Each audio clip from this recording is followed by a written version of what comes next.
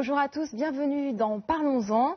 Dans le secteur de l'art, comme dans à peu près tous les domaines d'ailleurs, la Chine bat des records ces dernières années, que ce soit en ce qui concerne la cote des artistes chinois, l'explosion des maisons de vente ou encore l'arrivée massive de galeries et de musées en Chine. Nous allons aujourd'hui dans cette émission tenter de faire une sorte d'état des lieux du marché de l'art chinois et pour cela, j'accueille trois invités, Antonia Dubrul, Charles Chang et Adrien de Montferrand. Bonjour à tous les trois et merci d'être avec nous dans cette émission. Bonjour. Antonia, vous avez fondé en 2009 à Pékin le bureau de représentation de l'IESA, la grande école des métiers du marché de l'art et de la culture. Et vous êtes co-auteur de la seconde édition de l'ouvrage Le marché de l'art, publié aux éditions de la documentation française. Charles Chang, vous êtes consultant sur le marché de l'art contemporain et vous vous occupez d'expositions et de projets pour les jeunes artistes chinois en Chine et à l'étranger. Et Adrien de Montferrand, vous êtes un expert en art contemporain chinois et vous avez ouvert en 2009 une galerie à Pékin, puis une autre à Hangzhou et vous avez été récemment désigné pour diriger les opérations en France de la maison de vente chinoise Guardian. Tout à fait. Pour les néophytes comme moi et pour tous ceux qui ne se sont jamais préoccupés de savoir ce qui se passait en coulisses quand ils se rendaient dans une galerie ou dans un musée, est-ce que vous pourriez nous aider à comprendre ce que c'est que le marché de l'art et comment cela fonctionne? La définition du marché de l'art, elle n'est pas très claire parce qu'on est entre la culture et on est entre le marché. Donc on est entre l'art et le marché et qu'on le voit même d'ailleurs dans nos journaux, dans nos magazines. Le marché de l'art est souvent dans la culture et pas dans le marché. Il n'est pas dans l'économie, il est dans la culture. Ça touche un peu à tout. Ce qui est à mon avis une erreur, mais parce que le marché de l'art est un marché qui est créateur de valeur, c'est un marché qui emploie des gens, c'est un vrai marché. C'est comme le marché de l'automobile où vous avez des usines qui fabriquent des automobiles et qui a des acheteurs d'automobiles, des clients qui achètent des autos. Et ben dans le marché de l'art, vous avez des artistes qui produisent de l'art et vous avez des acheteurs qui achètent de l'art. Ensuite, il y a un certain nombre d'intermédiaires. Mais finalement, les artistes, ils sont un petit peu en dehors de ce marché, non? Est-ce que l'ouvrier qui est dans la chaîne à Aulnay est en dehors du marché automobile? Je ne sais pas. Je pense que ce que je veux dire, c'est qu'on a une partie production et on a une partie distribution et on a une partie consommation. On est vraiment dans un marché qui est comparable à plein d'autres marchés donc je disais la production c'est l'artisanat, c'est l'artiste, c'est un certain nombre d'acteurs. Ensuite la distribution c'est la galerie, en ce qui me concerne le premier marché. Ça peut être les maisons de vente, c'est un deuxième marché et en Chine on va le voir peut-être tout à l'heure, ça peut être aussi un premier marché et un certain nombre de canaux de distribution qui est aujourd'hui Internet, etc. Et puis ensuite vous avez des consommateurs d'art qui peuvent être des investisseurs, qui peuvent être des spéculateurs, qui peuvent être simplement des gens qui aiment l'art et aiment avoir un tableau accroché au-dessus de leur mur ou une très belle table sur laquelle dîner. Alors il y a quelque chose qui frappe les gens qui justement ne connaissent pas très bien tout ce marché, ce sont les prix colossaux que peuvent atteindre certaines œuvres d'art, notamment je pense au marché de l'art contemporain haut de gamme, dont certaines œuvres ont pu atteindre des niveaux de prix complètement vertigineux ces dernières années. Comment ça se fait? Pourquoi cette tendance? Si on regarde effectivement les objets les premiers en fait font les records des objets de l'art, c'est souvent des objets rares parce que soit anciens, soit parce que les artistes sont morts, etc. Le marché de l'art s'étant développé en fait de manière mondiale, le nombre d'œuvres ayant été acquises par les musées allant aussi croissant, au fur et à mesure, il y a aussi un déplacement de cette rareté du marché en fait ancien ou d'artistes morts vers des nouvelles stars de l'art contemporain. Par contre, je pense que tout en ayant ça c'est l'aspect vraiment médiatique du marché de l'art et qui est boosté en quelque sorte par les effets d'annonce des ventes aux enchères qui ont des prix publics. Par contre, quand on parle du marché de l'art, c'est quelque chose qui est beaucoup plus large que ça. Si on regarde par exemple les transactions qui se font dans les galeries, c'est des transactions qui vont se faire de manière non publique et sur lesquelles il est très difficile d'avoir des informations. Donc il faut bien voir en fait que l'aspect très médiatique de ce marché de l'art, c'est un peu comme une partie émergée de l'iceberg, mais que la complexité du marché de l'art est beaucoup plus profonde et large que ça. À l'intérieur de notre ouvrage sur le marché de l'art, on parle des artistes et de la situation des artistes qu'on considère donc comme des producteurs de ce marché. Mais aussi du brocanteur ou du déballeur de campagne, qui est le premier maillon de la chaîne, qui va récupérer des objets, qui va ensuite, par exemple, les revendre à un brocanteur, qui va ensuite les revendre à un antiquaire. Et au fur et à mesure que la valeur ajoutée scientifique ou symbolique s'ajoute à l'objet, tac, tac, tac, tac, tac, on va remonter dans la chaîne et on va avoir des objets qui peuvent ensuite atteindre des prix faramineux. Mais derrière cet objet, il y a toute une chaîne qui est beaucoup plus large, en fait, que simplement cette partie médiatique. Alors il y a un autre phénomène qu'on a pu constater ces dernières années, c'est une sorte de déplacement du centre de gravité du marché de l'art en direction de l'Asie et plus particulièrement de la Chine et de Hong Kong. Oui, Charles, vous voulez en parler? Oui, un peu. En fait, j'en ai quelques chiffres en fait. L'année dernière, en 2013, le chiffre de montant le marché de l'art en Chine, c'est 55 milliards yuan. À la barre la portion dans le marché mondial, c'est par 29%, à peu près 30%. Donc c'est le deuxième marché de l'art après dans le les monde entier. États-Unis. Oui, après les États-Unis, tout à fait. Et dans le monde, c'est la moitié, c'est des œuvres ou des peintures ou calligraphiques. En fait, calligraphiques et peintures traditionnelles chinoises. C'est la moitié. Ouais.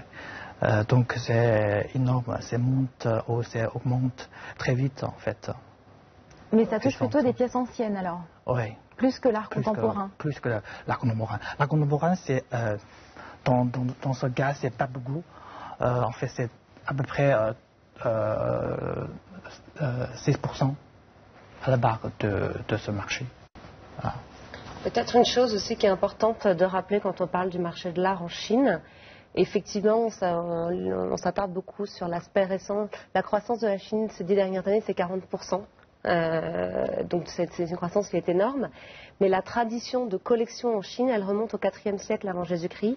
On a en fait les premières salles qui sont des ancêtres des musées ou des cabinets de curiosité. Ensuite, il y a eu les collections impériales qui ont joué un rôle très très important pendant tout l'Empire. Donc cette tradition de collection, elle est en fait beaucoup plus ancienne qu'on ne le pense généralement. On parle souvent du fait que ça a redémarré après la réouverture de la Chine dans les années 90, etc. Mais il y avait quand même avant une tradition qui était beaucoup plus importante et qu'il faut garder à l'esprit. Je pense notamment l'art ancien s'explique aussi les objets qui ont appartenu à des collections impériales tout de suite ont un prestige qui est immense. C'est-à-dire qu'il y a eu une telle flambée des prix aussi qu'on imagine tout de suite derrière la spéculation plus qu'un goût réel pour la collection d'objets.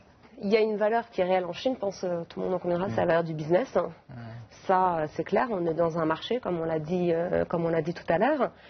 Ensuite, dans ce marché, en fait, on peut remarquer des types très différents de collectionneurs qui varient aussi en fonction des objets de collection. Par exemple, quand on parle à beaucoup d'experts de jade, par exemple, d'objets de jade ou d'objets anciens, ce qui les surprend le plus, c'est la très très fine perception de leurs collectionneurs chinois. Même quand on parle, par exemple, à des experts en France dans ce domaine. C'est-à-dire, ils vont... En voyant une pièce, ils savent tout de suite sa valeur. Si un collectionneur va arriver, souvent c'est un collectionneur qui ne sera pas forcément accompagné de quelqu'un qui le conseille et qui connaît vraiment le domaine. Donc la conversation va être une conversation assez challengeante. Donc les acheteurs d'art chinois sont de vrais connaisseurs. Il y a des vrais connaisseurs. Ensuite, il y a aussi des habitudes de spéculation qui peuvent un petit peu plus fortes sur l'art contemporain parce que c'est quelque chose de plus récent. Mais sur l'art contemporain aussi, quand on parle par exemple à un certain nombre de maisons de vente, il y a aussi tout un accompagnement qui est fait, un accompagnement d'expertise, de formation, etc. Donc les choses sont en train d'évoluer, les choses évoluent assez rapidement en Chine, et l'un n'est pas forcément incompatible avec l'autre. On peut faire du business, investir sur un objet, tout en ayant un goût pour cet objet. Enfin, l'art contemporain chinois a connu une explosion, notamment la cote des artistes depuis les années 2000 environ, non seulement en Chine, hein, mais également à l'étranger. Comment ça s'explique? Il y a deux choses. D'abord, il faut aussi mettre en perspective l'histoire de marché dont on parle. En Chine, la maison de vente la plus ancienne n'a que 20 ans. Elle s'appelle Poly. C'est Guardian. Ils ont fêté l'année dernière leurs 20 ans. Si on compare 20 ans d'histoire, qui est à peu près le début du marché de l'art en Chine, et qu'on compare ça aux 300 ans ou 350 ans d'histoire de Sotheby's, Christie's et les maisons anglo-saxonnes, et d'ailleurs, plus d'ailleurs des maisons françaises, etc., je trouve qu'il y a le marché est déjà très très structuré par rapport à cet espace de temps. Ça, c'est une première chose.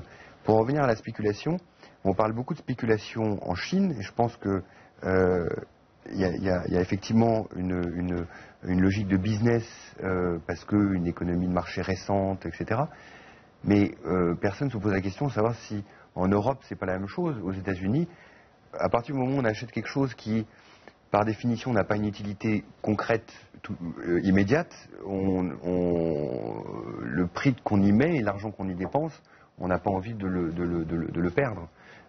Donc il y a effectivement, quand on dépense de l'argent dans un objet d'art, on n'a pas envie de perdre la valeur de cet objet. Et je pense qu'en matière de spéculation, c'est pas forcément la spéculation, c'est simplement elle est peut-être un peu plus forte en Chine à cause de cette histoire d'économie de marché récente, mais je pense qu'elle c'est-à-dire que comme les partout. choses se sont faites très très vite, les chiffres sont très impressionnants et c'est vrai que c'est cette idée qui se dégage. Hein. Il y a une différence aussi, je dirais une différence entre les collectionneurs en Chine et en Europe. C'est qu'en Europe, on a beaucoup de collections qui sont faites par héritage.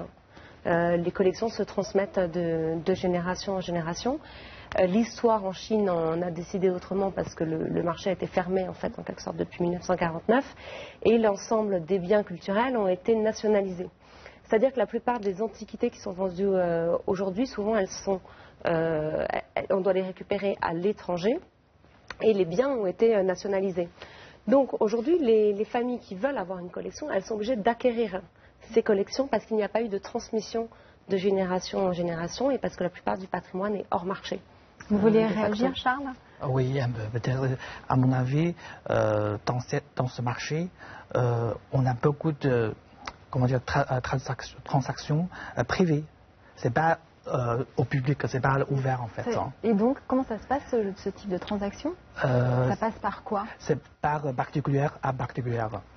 C'est comme ça. Et donc, il y a beaucoup de ventes dans le marché fermé. C'est pas dans le marché ouvert. Donc, ça, la valeur, on ne peut pas estimer exactement. Donc, ça, c'est le point pourquoi le marché de l'art en Chine, c'est complexe. Il est d'autant plus complexe que le marché des ventes aux enchères est assez fermé. Ouais. Donc, en Chine. oui, c'est un marché protégé. Donc, la concurrence ne joue pas à 100%. Donc, effectivement, je pense que Charles a raison. Il y a un marché de gré à gré entre deux personnes sans l'intermédiaire d'une maison de vente ou même d'un marchand qui s'établissent. Et donc la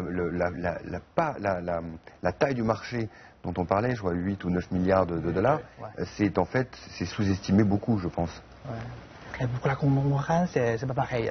C'est parce que la contemporaine, c'est comme le star, superstar comme de Hollywood. Donc on a besoin de regards dans la maison de vente, grande maison de vente. On appelle ça le wall power. Wall power. Le pouvoir du mur, je trouve ça génial. Mais le montant de valeur contemporain, le marché, le chiffre, c'est pas beaucoup. C'est toujours bas en fait. Apparemment, comparé avec les jades, les peintures traditionnelles, les graphiques, ça c'est énorme. Mais à l'échelle mondiale, on voit quand même que les œuvres d'art chinoises occupent de plus en plus de place dans les ventes aux enchères. Hein. Alors ça, elles sont populaires non seulement en Chine, mais également de plus en plus à l'étranger. Ce sont des Chinois qui vivent à l'étranger qui les achètent ou qui viennent dans les ventes aux enchères à New York ou à Londres, ou est-ce qu'il y a un goût de plus en plus prononcé pour l'art chinois? Oui, ça c'est je crois que c'était la tendance en fait pour les collectionneurs chinois qui connaissent bien les patrimoines, les antiquités en fait. C'est la tendance à partir de 2012 je crois. Ouais. Ils commencent à récupérer des œuvres. Il y a deux phénomènes. Il y a un premier phénomène où vous avez sur les antiquités, vous avez une certaine offre. Mais par contre, vous avez une demande qui augmente, c'est-à-dire qu'il y a de plus en plus de citoyens chinois qui veulent acheter des antiquités, donc les prix augmentent. Puis vous avez un deuxième phénomène qui est des grands collectionneurs étrangers qui, voyant cette Chine se développer et avoir ce foyer de créativité se développer et se structurer, commencent à acheter des choses contemporaines chinoises. Donc du coup, vous avez ces deux aspects qui fait que, effectivement, le volume de vente visible de ce qu'on met sous le chapeau chinois augmente. Mais l'offre d'antiquités chinoises est quand même relativement limitée, non? Alors, justement, sur l'offre des antiquités, ce qui est intéressant, c'est que la Chine fonctionne un petit peu comme un grenier qui a été vidé à partir du 19e siècle. Il y a les missions archéologiques. Une grande partie du patrimoine a quitté en quelque sorte le pays. Il y a eu un certain nombre de mesures, de règlements qui n'ont pas pu endiguer en quelque sorte cette évasion du patrimoine. Et ensuite, il y a eu la nationalisation du patrimoine à partir de 1949. Donc effectivement, pour tout ce qui est des antiquités, la grande difficulté, c'est effectivement de les retrouver, et notamment de les retrouver à travers le monde, dans tous les pays qui ont pu les acheter. Et là, il y a une politique qui est en même temps donc politique forte de faire revenir le patrimoine en Chine, et aussi un certain nationalisme de la part des collectionneurs qui vont vouloir retrouver leur patrimoine. Donc il y a un effet ici de rareté et de surchauffe qui est très important. Et à ce sujet, j'aimerais revenir sur une affaire dont on a tous entendu parler, celle des têtes de bronze qui avaient été mises en vente chez Christie's à Paris et qui avait provoqué un tollé ici en Chine. On va regarder tout de suite la vidéo, la bande-annonce du film tourné par Jackie Chan autour de cette affaire.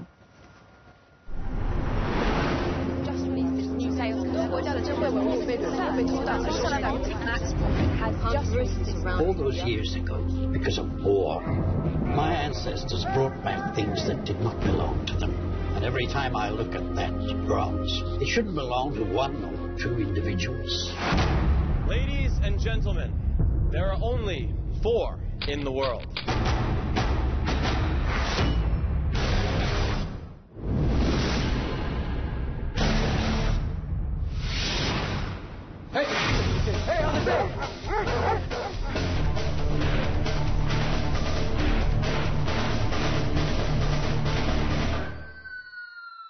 Elles sont vraiment magnifiques ces têtes, je comprends qu'on veuille les récupérer. Vous vous souvenez de cette affaire? Qu'est-ce que ça vous évoque?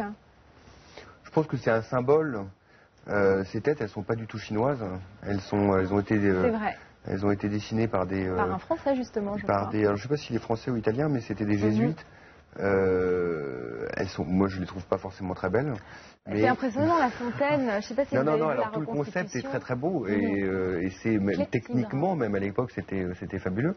Mais je pense que c'est devenu un symbole et que voilà, je pense que ça a pris une ampleur médiatique, une ampleur de fierté. Voilà, il y a tout. Voilà, et aujourd'hui on parle pas de tête, on parle de mienz, de face, on parle de...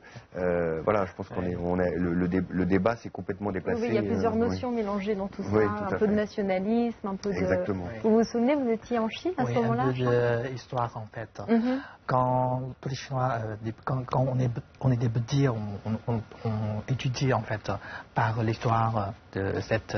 ah oui, l'histoire du pillage, du palais de l'ancien palais d'Élysée. Ancien.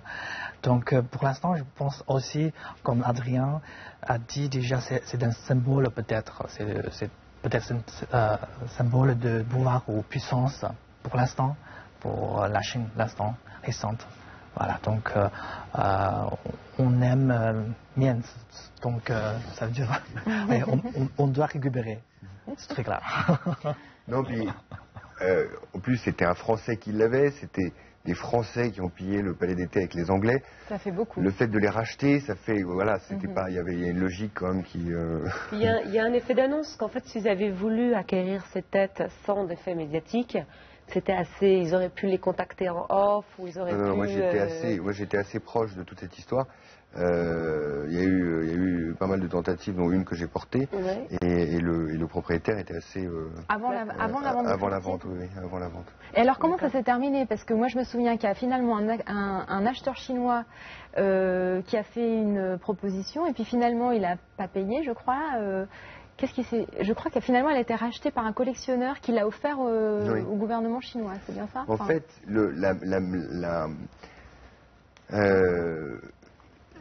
il y a un thème dont on n'a pas parlé, mais qui est très très technique, c'est que lorsque vous mettez quelque chose en vente, que cet objet ou ce tableau ne se vend pas, on dit que ce tableau est grillé, c'est-à-dire qu'il a été montré au plus grand nombre, et le plus grand nombre a vu que ce tableau n'a plus à personne, en tout cas qu'il n'a pas atteint un certain prix, etc. Donc ce jeune chinois ou ce collectionneur chinois a fait monter les enchères. À côté, en face, peut-être y avait-il un autre chinois qui était de mèche, jusqu'à un certain prix, et il n'a pas honoré son achat. Donc, dans le jargon, ces têtes ont été grillées. C'est-à-dire que les remettre sur le marché est une chose très compliquée. Donc, il a berné ou il a piégé le vendeur et la maison de vente. Cette maison de vente était la maison de vente Christie's, qui appartient à un certain monsieur Pinault, français. Et donc, quelques années après, parce que je crois que la vente était en 2009, février 2009, donc l'année dernière, monsieur Pinault les a rachetés à monsieur Berger, qui en était le propriétaire, et ensuite les a offertes à la Chine. Quelques mois après, Christie's a pu opérer en Chine. D'accord. C'est quand même très très opaque tout ça. C'est pas opaque, alors pour le coup c'est cousu de fil blanc. Oui, enfin, bon, c'est pas toujours facile à suivre. Comme un film. Et c'est aussi une des valeurs, comme le marché de l'art opère vraiment sur l'aspect symbolique, effectivement, on a sur cet aspect de crise. On est dans toute cette économie qui est effectivement assez touchy, des cadeaux aussi, d'une manière de s'attirer des faveurs. Ça fait partie aussi du marché de l'art. Les maisons de vente chinoises donc, commencent à s'implanter en Europe et aux États-Unis. Est-ce que ça pourrait changer la donne sur place? Est-ce qu'on peut imaginer une évolution différente de la situation? Les maisons de vente étrangères en Chine sont présentes depuis assez longtemps. Pas en opérateur, mais en spectateur et aussi en matière de communication. C'est-à-dire qu'ils vont faire des expositions pré-vente en Chine pour leur vente de New York ou de Hong Kong ou même parisienne. Dans l'autre sens, c'est vrai aussi, les maisons chinoises sont assez présentes aux États-Unis, au Canada et beaucoup au Japon. On en parle un peu moins, mais beaucoup au Japon. Elles opèrent en Chine et depuis 2 ans à Hong Kong. Et ils développent et s'y développent de manière assez agressive et avec des taux de croissance très, très, très rapides. On estime entre 10 et 15% leur volume de vente fait à Hong Kong depuis 2 ans, donc c'est assez important. Mais en matière de sourcing d'objets, c'est-à-dire de trouver des choses à vendre dans leur vente, les maisons de vente chinoises sont assez actives, comme je disais, au Japon, aux États-Unis.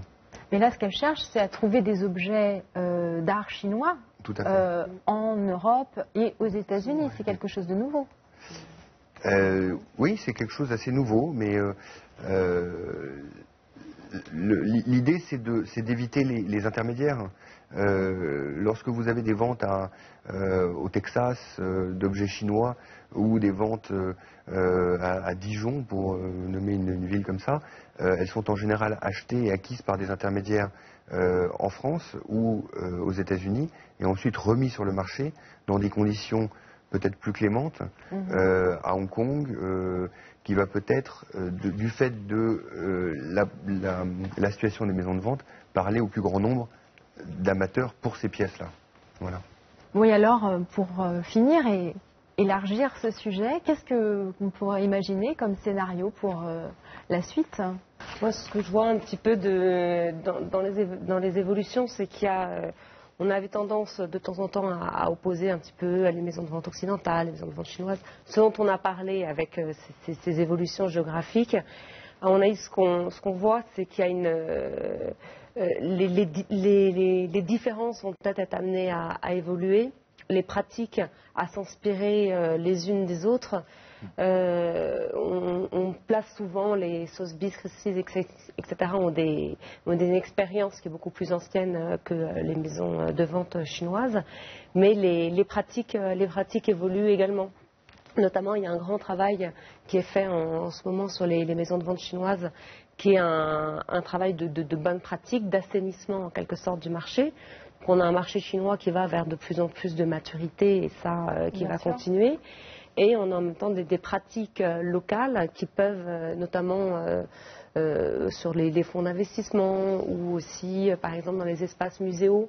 En Chine, la différence entre les instances de légitimation, c'est-à-dire les musées et les marchands, est beaucoup plus fine qu'en Occident. On peut louer une salle de musée pour faire une exposition sans que ça apparaisse clairement comme une location. Tout ça, c'est des pratiques qui sont très différentes de son habitude et qui peuvent, à mon avis, avoir tendance à s'exporter. On le voit déjà de temps en temps sur des cas précis. Donc c'est une... Charles, vous avez quelque chose à ajouter? Oui, pour le futur du marché de l'art en Chine. Je pense que la page d'explosion a été déjà passée pour le marché de l'art, notamment pour l'art contemporain chinois. Mais par contre, je pense on a beaucoup aussi d'occasions parce que pour l'instant, pour l'art contemporain, le capital ou le capital qui peut construire, qui peut conduire le marché, c'est toujours dans les sociétés, dans les gens, dans les agences ou les gens occidentales en fait. C'est pas en Chine, mais pour les trucs traditionnels, pour les trucs chinois, on toujours le capital, on toujours prend le sens en fait, je veux dire, ou la direction. Donc c'est l'occasion pour la maison de vente, les maisons de vente chinoises, et aussi pour le marché, le joueur occidental. Il y a aussi des occasions parce que pour l'instant il y a beaucoup de deuxième génération de collectionneurs, les nouvelles riches en fait. Donc on veut acheter les grandes pièces, des œuvres viennent de masters comme l'impressionnisme ou les grands masters. Donc ça c'est toujours, il y a deux sens d'occasion. Voilà. Je pense que le futur de marché d'art va se décider dans un cadre fiscal et légal. Je pense que la législation va beaucoup s'assouplir, ou en tout cas mieux se définir. On a vu que c'était encore un marché fermé, ou en tout cas pas complètement ouvert. Je pense qu'il va s'ouvrir parce que ça amènera de la transparence, ça amènera du professionnalisme, ça amènera aussi un marché gris qui va émerger et donc augmenter la taille du marché visible et donc légal. Et la deuxième chose, je pense que c'est sur un cadre fiscal. On oublie toujours que les maisons de vente, comment est-ce qu'une maison de vente trouve des objets à vendre? Elle le trouve parce que quelqu'un décide de se séparer d'un objet, parce qu'il y a des dettes à honorer, donc il faut se séparer d'un objet. Mais c'est surtout la mort bizarrement, qui est une des décisions de vendre. On doit se séparer de la collection du père défunt et se partager plutôt de l'argent plutôt qu'un tableau. Et je pense que lorsqu'il y aura un certain nombre de données fiscales qui vont arriver très rapidement sur la passation et les successions, je pense que ça va donner un nouveau souffle au marché des ventes aux enchères en Chine. Voilà, je pense que ce sont les deux éléments, outre le fait effectivement qu'il y a un nombre croissant de collectionneurs jeunes qui, je pense, assainissent aussi ce marché. Merci à tous les trois d'être venus nous parler de ce sujet passionnant du marché de l'art chinois. Et merci à tous de nous suivre tous les samedis sur CCTV français. Je vous dis à très bientôt pour une prochaine émission de Parlons-en.